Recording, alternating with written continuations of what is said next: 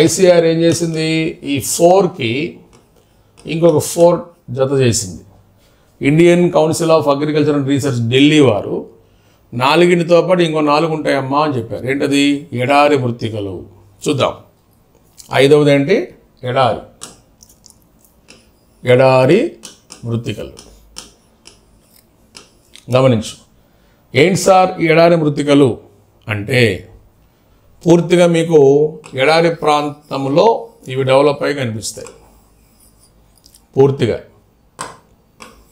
అంటే ఒక రకంగా మీరు ఏం తీసుకోవచ్చు? మెయిన్ రాజస్థాన్, కొద్దిగా గుజరాత్ తీసుకోవచ్చు, పంజాబ్ తీసుకోవచ్చు, నో ఇష్యూస్. కానీ ఎడారి మృత్తిక అంటే టక్కని మీరు పెట్టాలని సమాధానం ఏంటి? రాజస్థాన్.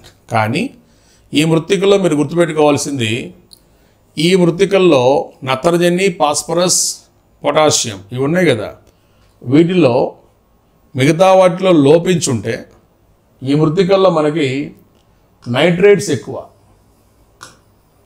నైట్రేట్స్, అలానే ఫాస్ఫేట్స్ ఎక్కువ.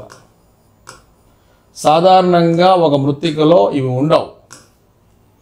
కానీ ఎడారి మృత్తికలు ఏముంటాయి? Nitrates, phosphates. అందుకే ఇక్కడ పంటలు మనం గమనిస్తే ఏంటా పంటలు? ఖర్జూరం, బార్లీ అండ్ మిల్లెట్స్ అన్నీ వస్తాయి. మిల్లెట్స్ అంటే తృణధాన్యాలు మొత్తం, జొన్నలు, సజ్జలు, రాగులు ఇవన్నీ మనం తీసుకోవచ్చు. ఎప్పుడైనా గుర్తుపెట్టుకునే అభ్యర్థులు, మీకు హై అమౌంట్ ఆఫ్ ఇది నైట్రేట్స్ కానీ ఫాస్ఫేట్స్ కానీ కావాలంటే ఇవి ఆహారంగా తీసుకోండి. ఫాస్ఫేట్స్ అంటే మనకు దొరకవు, కానీ మెయిన్ ఆ నైట్రేట్స్, పొటాషియము ఇట్లాంటి అంశాలు మనకు కావాలంటే ఎక్కువగా ఖర్జూరం, బార్లీలో మెయిన్ ఖర్జూరంలో హై పొటాషియం ఉంటుంది. మనం తాగే కొబ్బరి బొండాలు కూడా హై పొటాషియం ఉంటుంది. డీహైడ్రేట్ కాకుండా ఉండాలంటే అక్కడ ప్రజలు వీటిని తింటారు. అంటే ప్రకృతి మనకిచ్చిన వరం అది. ఏదైతే లోపించి ఉంటుందో మనిషికి అది అక్కడ పంటల్లో ఉండే విధంగా ప్లాన్ చేసి పెట్టున్నాడు. మనం అది పట్టించుకోం. ఎప్పుడు రైసే కాదు, కొద్దిగా ఆ పక్కన ఆ కూరగాయలు, ఆ మిల్లెట్స్ ఇవి కొద్దిగా మనం తీసుకున్నాం అనుకోండి, మనకి చాలా హెల్తీగా అనిపిస్తూ ఉంటుంది. కాబట్టి రాజస్థాన్ ఎడారి మృత్తికలు అంటే high amount of nitrates, high amount of phosphates, ఇవి 2 మనం తీసుకొని చదువుకుంటే చాలు. ఆటోమేటిక్గా మీకు వీటి మీద ఒక సెంట్రల్ ఐడియా వచ్చేసినట్లే. ఓకే. అలానే ఎడారి మృత్తికల తర్వాత నెక్స్ట్ ఏంటి మనకి? ఆమ్లక్షారం. ఆల్కైన్ అండ్ సెలైన్ సాయిల్స్ అంటున్నాం. ఇవి ఎక్కడ ఉంటాయి? దేశం మొత్తం తీసుకోవాల్సిన అవసరంలా ఈ ఏరియా నువ్వు తీసుకుంటే చాలు. గుజరాత్ అండ్ పంజాబ్ ఈ 2 రాష్ట్రాలు బాగా కనిపిస్తాయి. ఆల్కైన్ అండ్ సెలైన్. గుర్తుంచుకో, ఐసీఏఆర్ ఇచ్చినటువంటి 5, 6, 7, 8 ఉన్నాయి కదా, వీటిలో కోర్ పాయింట్స్ 1 లేదా 2 ఉంటాయి. ఆయన చదువుకుంటే చాలు. ఒండ్రు, నల్లరేగడి, ఎర్ర, జేగురు రంగు దగ్గర డేటా ఎక్కువ ఉంటుంది. కొద్దిగా నువ్వు వాటి మీద వర్కౌట్ చేయాల్సిందే. కానీ ఇక్కడ అంత అవసరం లేదని డేటా కూడా లేదు ఇక్కడ. ఏంటి ఇక్కడ? పారిశ్రామికీకరణ ఎక్కువ ఉన్న ప్రాంతాలు కానీ, ఉప్పు ఎక్కువ ఉన్న ప్రాంతాల్లో కానీ, ఆ ప్రాంతాల్లో ఆమ్లత్వం కానీ క్షారత్వం కానీ పెరుగుతాయి. ఈ ఆమ్లత్వం, క్షారత్వం మనం తీసుకున్నప్పుడు చూసుకో, ఇవి 2 మనం తీసుకోవాలి. అందుకే పంజాబ్లో వీటిని ఏమంటారు? రే, కల్లార్ అనే పేర్లతో పిలుస్తూ ఉంటారు. ఎందుకంటే కొద్దిగా సారం తక్కువ కాబట్టి. అదే గుజరాత్ ప్రాంతంలో అయితే పిల్లె, ఖజన్, రకర్, తుర్రె, కర్గె, చోపాన్ ఇట్లా పిలుస్తూ ఉంటారు. ఇవన్నీ ఏంటి? ఆ మృత్తికలకు ఉన్నటువంటి మారు పేర్లు. ఎందుకు? ఇవంత సారవంతమైనవి కాదు. నేను చెప్పాను కదా, ఊసర నేలలు అని. ఊసర పనికిరాని ఊసర నేలలుగా వీటిని తీసుకుంటారు. కానీ ఈ మృత్తికల్ని సారవంతంగా మార్చవచ్చంట. ఏంటి? వీటిని సారవంతంగా మార్చాలి అంటే జిప్సం కలుపుతారు. వెరీ వెరీ వెరీ ఇంపార్టెంట్, గుర్తుపెట్టుకో. జిప్సం జిప్సమ్ కలుపుతారు. లేటరైట్ మృత్తికల్లాగా ఇవి అంత లేటరైట్ కానీ దానికి ముందున్న ఎర్ర నల్ల అంత సారవంతమైన కావు ఇవి. ఎందుకు? వాటిలో ఉన్నటువంటి ఆల్కైన్ లక్షణాలు సెలైన్ లక్షణాల వలన. తమాషా ఏంటంటే దేశంలో 90% జిప్సం ఒక్క రాజస్థాన్లో లభిస్తుంది. అంటే వీళ్ళేంటి సింపుల్గా ఈ జిప్సాన్ని తీసుకువెళ్ళి అక్కడ మట్టిలో కానీ కొద్దిగా కలిపి ఉపయోగించారనుకోండి, పంటలు ఆటోమేటిక్గా పండుతాయి. ఓకే, కానీ గుర్తుపెట్టుకోవాలి, చిన్న చిన్న రెమెడీస్ లాగా ఇది పనికి వస్తుంది. ఇది చాలా ఇంపార్టెంట్. ఏ మృత్తికను సారవంతంగా మార్చటానికి జిప్సం కలుపుతారు, లేదా ఆల్కైన్ సెలైన్ సాయిల్స్ యొక్క సారాన్ని పెంచడానికి ఏం కలుపుతారు? జిప్సం. ఇట్లా 2 రకాలుగా మిమ్మల్ని అడగచ్చు. లేదంటే మారు పేర్ల మీద వాడు వర్కౌట్ చేసి మిమ్మల్ని ఇబ్బంది పెట్టచ్చు. ఇది మనకి ఏమొస్తుంది? ఆమ్ల క్షార. ఇంకా తర్వాత మనం వెరీ ఇంపార్టెంట్ ఏంటి? 7th వన్, పర్వతీయ లేదా అటవీ మృత్తికలు. పర్వతీయ మౌంటైన్ ఆర్ ఫారెస్ట్ సాయిల్స్, అటవీ మృత్తికలు. అంటే పేర్లో అని చెప్పేస్తాను చూడండి. ఎక్కడైతే మనకి పర్వతాలు ఉంటాయో ఈ పర్వతాలు ఉన్న చోట ఖచ్చితంగా ఏంటి? మనకి అడవులు ఉంటాయి. ఇలా అడవులు ఖచ్చితంగా ఉంటాయి. అక్కడ మనకి ఈ సాయిల్స్ ఉంటాయండి. ఎందుకు? ఎక్కడైతే ఇవి ఉంటాయో ఆ పర్వతాలు ఉన్న చోట, అడవులు ఉన్న చోట మనకి ఏం పడుతున్నాయని అర్థం? వర్షాలు పడుతున్నాయని అర్థం. రెయిన్. పర్వతాల్లో జనాభా ఉండరు, మనకు తెలిసిందే. అధిక జనాభా మనకి ఎక్కడ ఉంటారు? మైదాన ప్రాంతాల్లో ఉంటారు, అవునా కదా? కాబట్టి ఇక్కడ ఉన్నటువంటి సాయిల్ ఏమవుతూ ఉంటుంది? థింక్ చెయ్యి. అక్కడ వర్షపు నీరు, ఆ అడవుల్లో ఉన్నటువంటి ఆకులు, చెత్త, ఇవన్నీ కలిసిపోయి బాగా కుళ్ళి ఆ రోటెన్ ఆ ఏరియా అంతా మనకి ఎలా మారిపోతుంది సార్ అంటే ద మోస్ట్ వాల్యుబుల్ హ్యూమస్గా మారుతుంది. హ్యూమస్ మృత్తికలో ఉన్నటువంటి బయోటిక్ ఎవిడెన్స్. ఇది ఒక రకంగా జీవ సంబంధ పదార్థం. యాక్చువల్గా మృత్తిక అంటే ఏంటి? నిర్జీవ సంబంధ పదార్థాల సమ్మేళనం అంటాం. బయోటిక్ అండ్ అబయోటిక్ కాంపౌండ్ మృత్తిక. Biotic, abiotic. కానీ ఇక్కడ ఏమంటాం మనం? బయోటిక్ అంటే జీవ సంబంధ పదార్థం అంతా కుళ్ళిపోయి ఇదిగోండి హ్యూమస్గా మారుతుంది. మనకి హ్యూమస్ అధికంగా కలిగిన మృత్తికలు అంటే వీటి పేరే పెట్టాలి. హ్యూమస్ అధికంగా ఉన్న మృత్తికలు. కానీ తమాషా ఏంటి? జాగ్రత్త చూసుకో. హ్యూమస్ అధికంగా ఉంది కానీ మనుషులు లేరు, వ్యవసాయం చేసే నాదులే లేరు. అందుకే ఈ మృత్తికలను ఏమని పిలుస్తారు?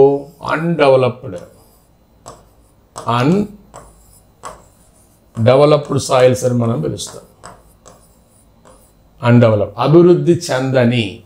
ఏదో చిన్న చిన్న పండ్ల తోటలు అటువంటి చోట వెళ్ళి చూడవచ్చు. మీకు ఆల్రెడీ నేను చెప్పున్నా, ఇక్కడ మన హిమాలయ పర్వత ప్రాంతాలలో మనకి ప్రత్యేకమైనటువంటి కొన్ని ఏరియాస్ ఉన్నాయి. ఏంటవి? డూన్స్ అంటాం. ఎక్కడ? డూన్స్. హిమాచల్, శివాలిక్ మధ్య కనిపిస్తున్నటువంటి సమతల ప్రదేశాలు మనం ఏమని పిలుస్తాం? డూన్స్ అంటాం. ఇట్లాంటి చోట వీళ్ళు ఏం చేస్తున్నారు అంటే ఎక్కువగా ఈ ఫ్రూట్స్ పండించుకుంటూ ఉన్నారు. పండించుకోవడం అని కాదు, పండుతాయి. జనాలకి ఆ ఏరియాకి పోయే ఓపిక లేదు, అక్కడ నివసించే ఓపిక అంతకన్నా లేదు. ఇప్పుడు కొద్దిగా డెవలప్ అవుతున్నాయి. So the undeveloped soil means mountain or forest soil అని మనం గుర్తుపెట్టుకోవాలి. కానీ దీనికంటే కూడా ఇదైతే నేను ఎక్స్పెక్ట్ చేస్తున్నా. ఏంటి? హ్యూమస్ ఎక్కువగా. మామూలుగా హ్యూమస్ కావాలంటే మనం ఏం చేయాలి? ఆలోచన చేయండి. హ్యూమస్ కావాలంటే మన ఇంటి ముందో ఇంటి బయట మనం ఏం చేసుకోవాలి? ఆ చెత్తని ఎరువు రూపంలో పెట్టి కుళ్ళబెట్టి చదివితే దాన్ని మొత్తం రెడీ చేసి పెట్టుకుంటే ఎప్పుడో నెలకోసారో అప్పుడు మనం దాన్ని తీసుకుపోయి బయట ఎరువుగా మనం వాడతాం. కానీ ఇక్కడ అవసరంలో అదే తయారవుతుంది. నెక్స్ట్ ఇంకోటి చివరిది పీటీ. ఏంటది? PT soils. PT soils. PT అంటే ఇక్కడ అర్థం ఏంటి సార్ అంటే నల్లని బరువైన మృత్తిక, నలుపు రంగులో ఉన్నటువంటి బరువైన, అంటే మనకు మురికి కాలువల్లో మట్టి ఉంటుంది చూసారా, సేమ్ అదే మట్టి, నల్లని బరువైన మృత్తిక. ఏంటి? ఎక్కడైతే డ్రైనేజ్ సరిగా ఉండదో, నీటి పారుదల కరెక్ట్గా ఉండదో, డ్రైనేజ్ అనేది స్టాగ్నెట్ అయితే, డ్రైనేజ్ అనేది నిల్వ ఉంటే ఫలితంగా మనకి ఏం ఏర్పడుతుంది? నల్లని మట్టి. దాన్ని మనం పీటీ అంటాం. ఇదే పీటీ సాయిల్ కేరళలో పిలువబడే పేరు, కేరళలో కరీ నేల అని పిలువబడుతుంది. ఏమని? కరీ నేల అని పిలువబడుతుంది. గుర్తుపెట్టుకోండి, కరీ నేల, కరీ సాయిల్స్. స్థానిక మలయాళీ భాషలో పీటీ మృతికలు పిలిచే పేరు కరీ సాయిల్స్. కరీ ఎక్కడుంటాయి ఇవి? నీటిపారుదల కరెక్ట్గా, అంటే నీరు ఉంది కానీ పారుదల లేదు. ఎక్కువగా మనకి ఇటు ఉత్తరప్రదేశ్, బీహార్ ప్రాంతాల్లో చూడవచ్చు. లేదా మన సౌత్కి వస్తే, మన సౌత్లో ఎక్కువగా మనం దీన్ని కేరళలో చూడవచ్చు. అందుకే కేరళ పేరు మనం హైలైట్ చేస్తున్నాం. కేరళ ఇక్కడ చూడవచ్చు. అంటే నల్లని బరువైన మృత్తిక, నల్లని బరువైన మృత్తిక. ఓకే, ఇవి సారవంతమైనవి కావు, సారము లేదు అంటే చాలా తక్కువ ఉంటుంది. ఏదన్నా ఈ మట్టిని తీసుకుపోయి ఎక్కడన్నా కలిపితే నీకు ఒక హోప్ ఉంటుంది, కానీ ఈ మృత్తికలు మాత్రం మనకు అనుకూలంగా మారవు. కాబట్టి ఈ 8వ రకమైన పీటీ అనేది ఉంది అంటే ఉంది. ఇట్లా మనం మృత్తికలకు సంబంధించి చెక్ చేసుకుంటే ఏమొచ్చాయి చూడండి.